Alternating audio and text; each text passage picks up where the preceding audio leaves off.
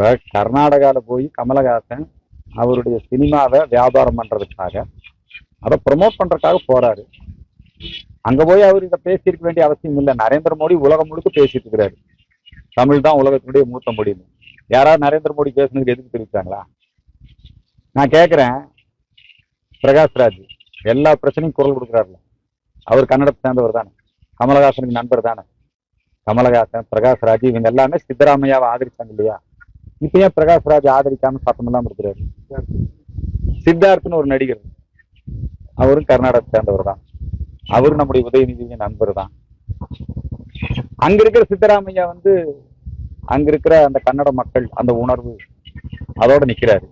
இங்க இருக்கிற முதலமைச்சரியா நிக்க மாட்டேங்கிறாரு. இது இண்டி கூட்டணி, கமலஹாசன் இண்டி கூட்டணி இதுல ஒரு அரசியல் நடத்துது. கமலஹாசன் இதுல ஒரு வியாபாரம் பண்றாரு. உங்களுக்கு தெரியும், கமலஹாசன் அந்த வியாபாரத்துல வெற்றி பெறுவதற்காக அவர் மக்கள் நீதி மையத்தையே அடமானம் வச்சாரு ஒரு ராஜ்யசபா பதவிக்காக.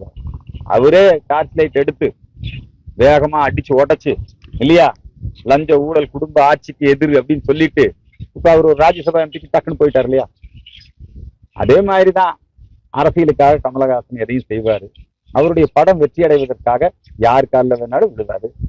அவருடைய அந்த வியாபாரத்துக்கு இந்த மொழி சிக்கலை பயன்படுத்த வேண்டிய அவசியம் இல்லை. தமிழ் உலகின் மூத்த மொழி, அதை நரேந்திர மோடி உலகம் முழுக்க பறைசாற்றி வருகிறார்.